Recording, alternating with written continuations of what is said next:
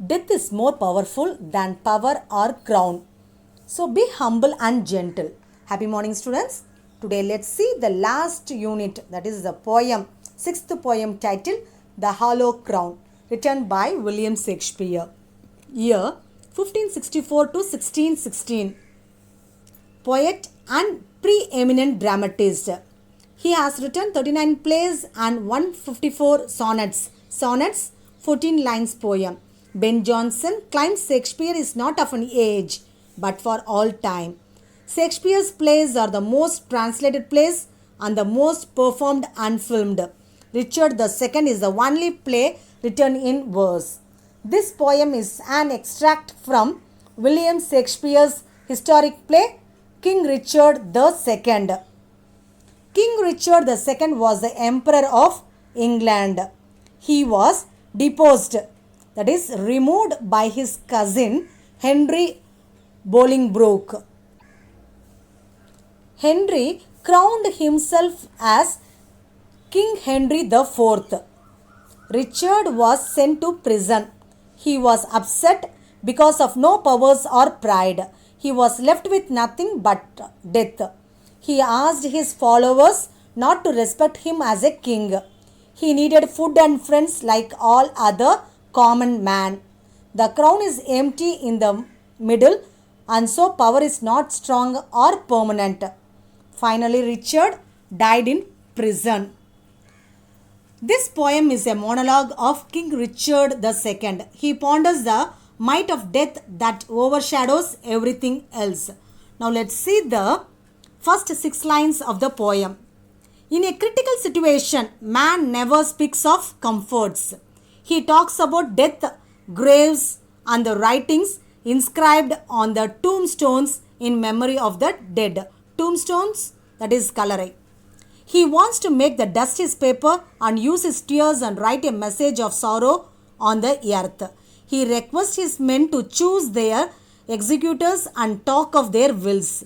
And yet, what can they pass on to the next generation other than leaving their rotting bodies to the ground?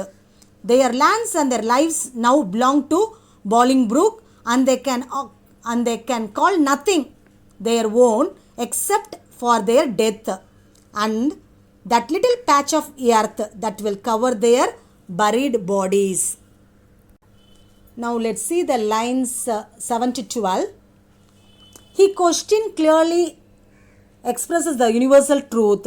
The sophisticated persons are not to be satisfied by their present position or what they possess.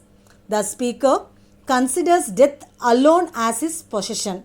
He neither holds lands nor life except death. The speaker here explains that the thought of death is sort of paste and covered to his naked bones. He compares death to blood and flesh.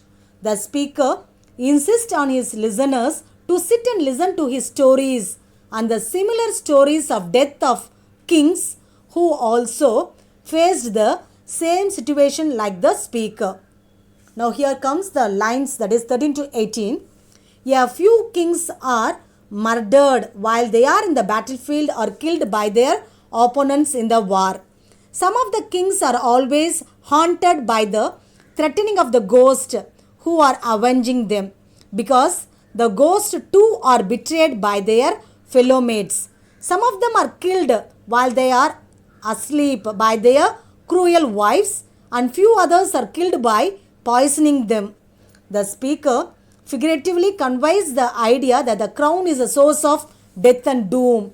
It brings uncertain problems to him. The crown on his head implies that death is certain. Here comes lines 19 to 24. Here the poet says, death laughs at the king's reign, that is rule, and marks his great ceremonies, allowing him to live a little while and play the monarch. It fills him with vain pride, as if the king's body is immortal. Now let's see what the poet conveys his message through the lines 25 to 30. In the end, death comes and with little effort kills the body and bids goodbye to the king.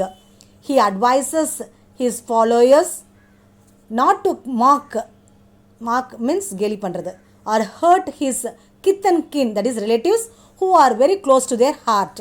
He asks them to cast out, that is get rid of all respect and ceremonious duty towards his royal state.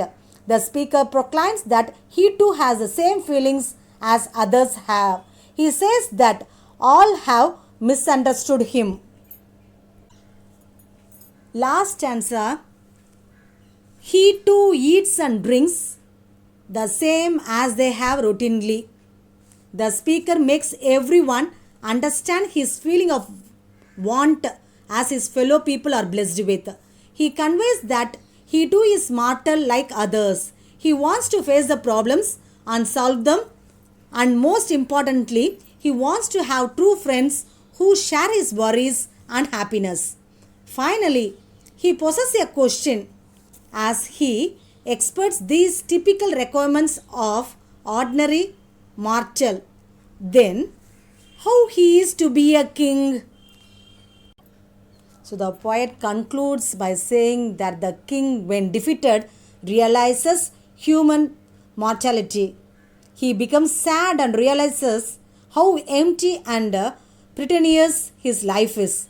In the end, he realizes the need to have friends, and finally he admits that all are equal in front of death.